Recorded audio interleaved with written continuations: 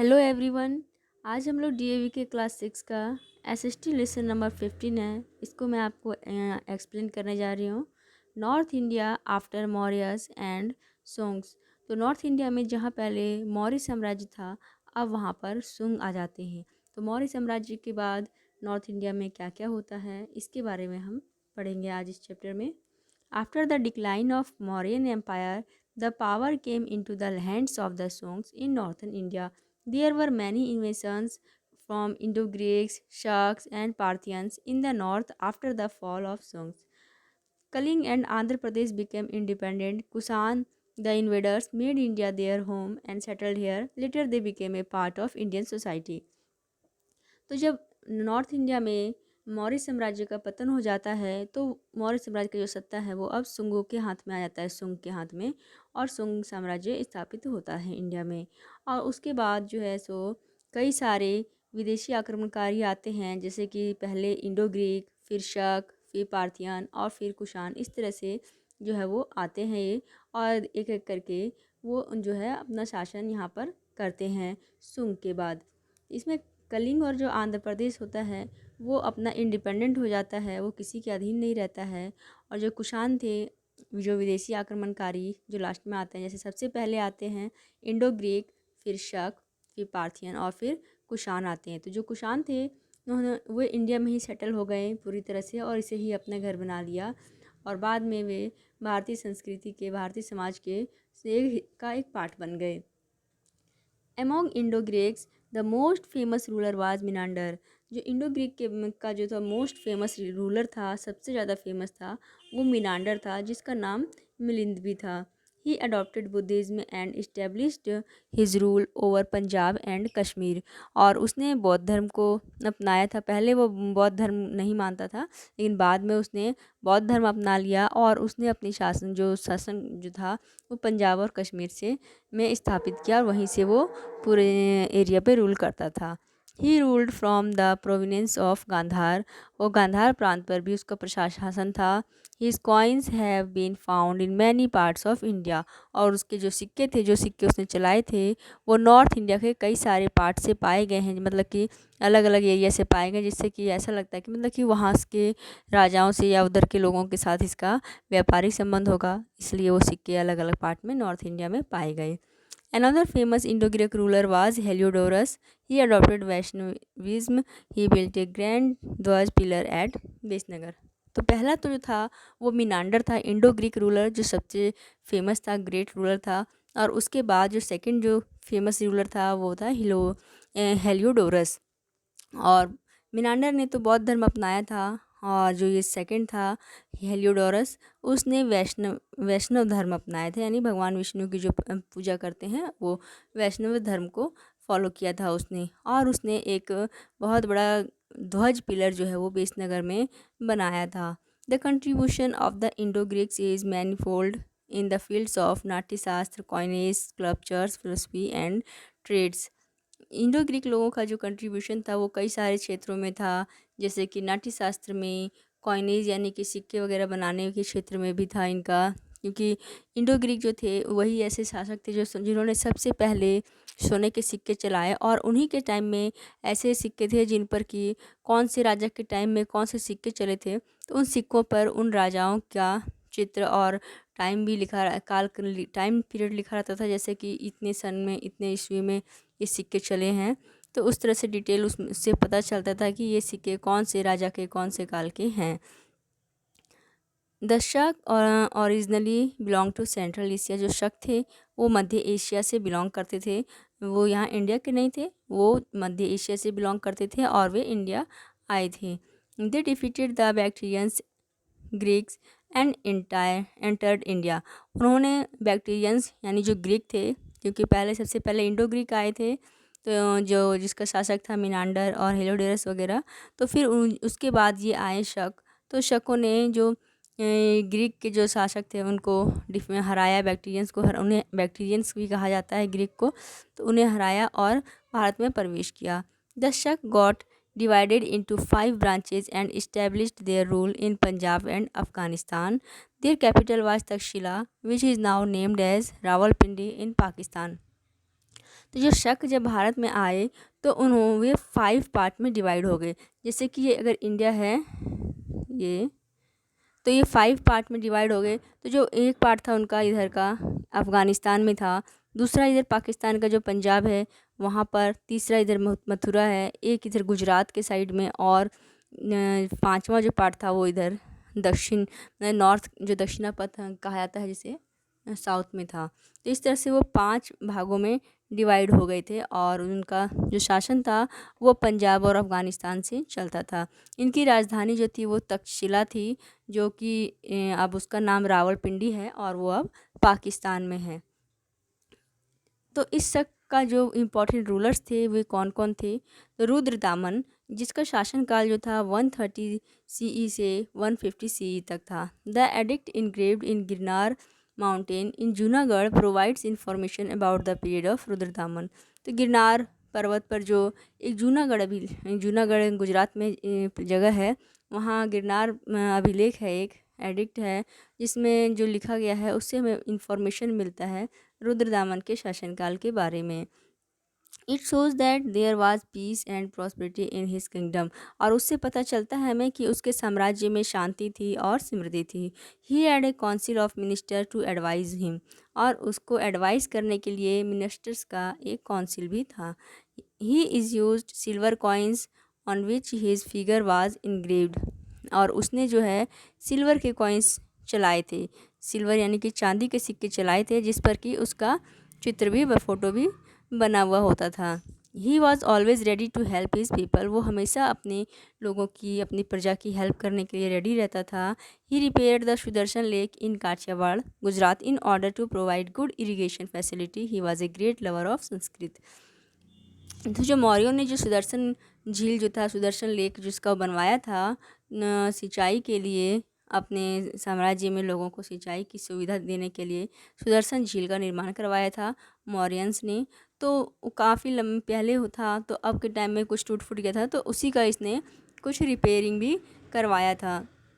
और ये संस्कृत का बहुत बड़ा प्रेमी था, इसको संस्कृत बहुत पसंद था। The rule of Shaka dynasty came to end after 200 years in the 4th century CE. The Shaks rule was followed by Parthians and then by the Kushans. जो शक डायनेस्टी था वो लगभग 200 years तक चला है, यानी 4th century तक चला। और शक के बाद जो आए वो थे पार्थियन, और पार्थियन ज़्यादा टाइम तक नहीं रहे, और उसके बाद कुषाण आए। तो कुषाण का जो शासनकाल था वो 78 सी से 123 सी तक था। According to Chinese historians and travellers, Kushan belong to the province of Ken of western China.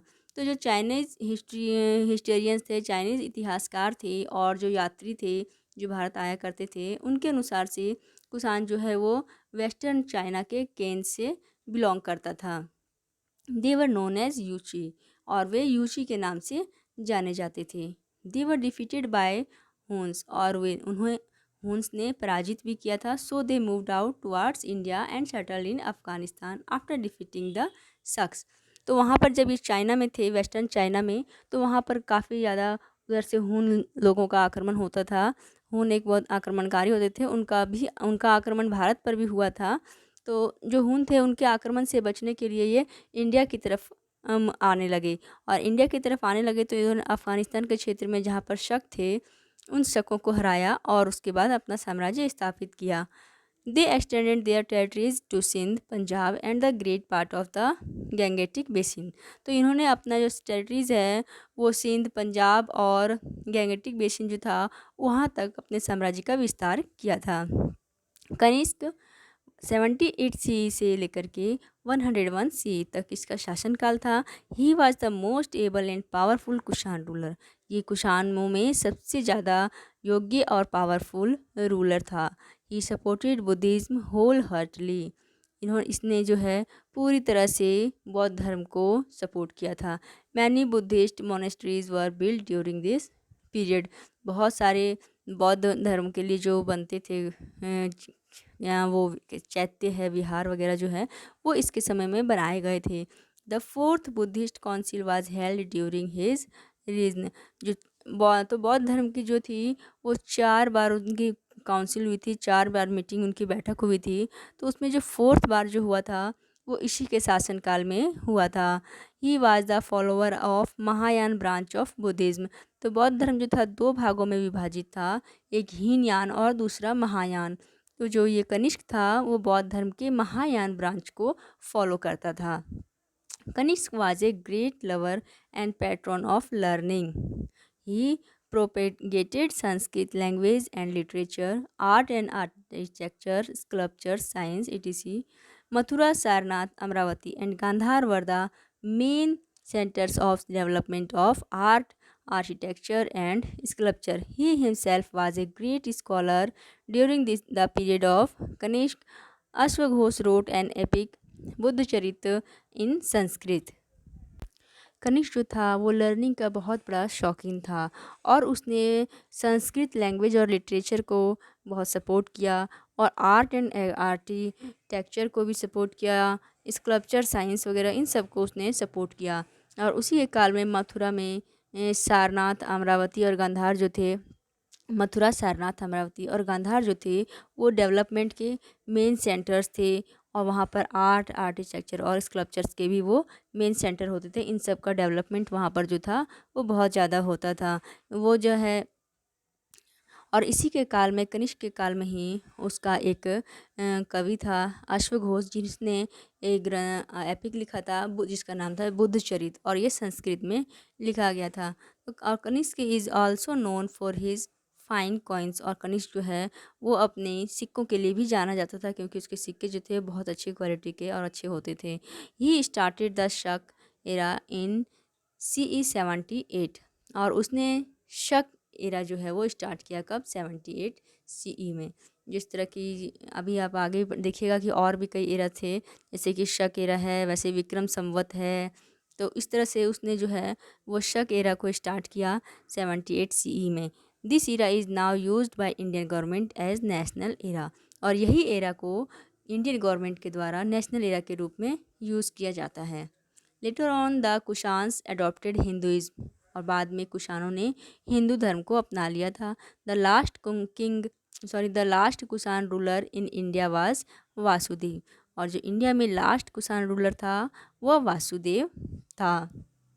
The Indian national calendar, sometimes called the Shaka calendar, is the official calendar in use in India. तो India का जो राष्ट्रीय calendar है, national calendars हैं, वो शक calendar है और उसी के आधार पर जो है सारे ऑफिशियल्स काम होते हैं। जैसे कि आपने देखा होगा कि ये जो हम लोग जनवरी फरवरी स्टार्ट करते हैं तो ये हमारा जो है वो अंग्रेज़ों का बनाया हुआ है।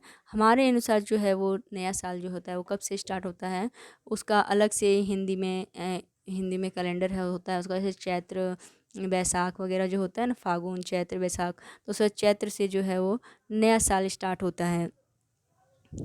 Buddhism was divided into 2 sects in 4th Buddhist council held in Kashmir.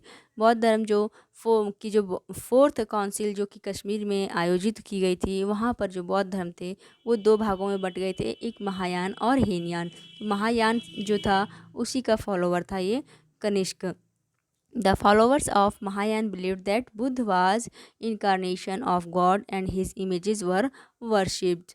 तो जो बौद्ध धर्म के जो महायान के फॉलोअर्स थे वो ये मानते थे कि जो बुद्ध हैं वो भगवान के अवतार हैं और उनकी इमेजेस का पूजा वो करते थे। The followers of Hinayana regarded Buddha only as a guide and a teacher and not god.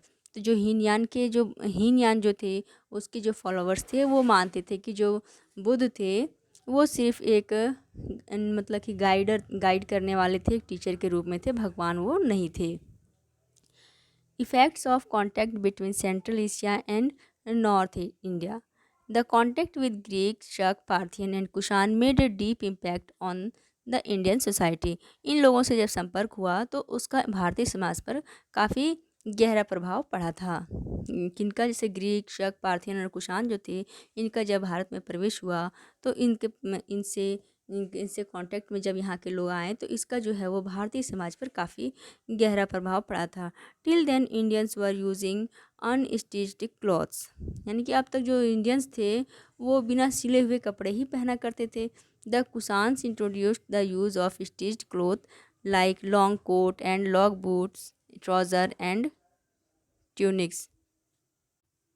तो जो कुषाण इससे पहले तो जो ये जब बिना सिले हुए ही कपड़े पहनते थे, लेकिन जब कुषाण लोग जब यहाँ पे आए तो इन्होंने यहाँ के लोगों को इंट्रोड्यूस कराया सिले हुए कपड़ों से, जैसे कि लंबे कोट थे, बूट थे, ट्राउज़र थे और इस तरह से कई सारे वस्त्र जो सिल करके पहने जाते थे, उनसे यहाँ के लोगों को कुषाण लोगों ने ही इंट्रोड्यूस करवाया था।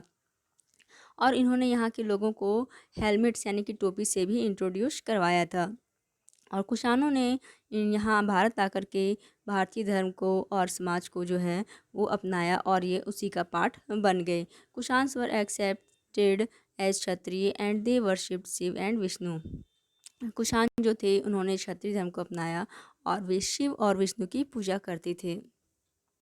They also influenced our art of coinage. They were the first ruler to issue round-shaped coins with images on both the sides.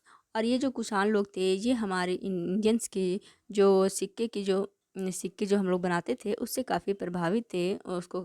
और इन्होंने ही यही वो वैसे शासक थे जिन्होंने सबसे पहले राउंड शेप के सिक्के जो है वो चलाए थे। और राउंड शेप के सिक्के में दोनों साइड जो है वो इमेज बना हुआ इस तरह के सिक्के इन्होंने ही चलाए थे। Art and architectures. The contact with Greeks, Shaka, Parthian and Kushan made a great impact on art and architecture of India.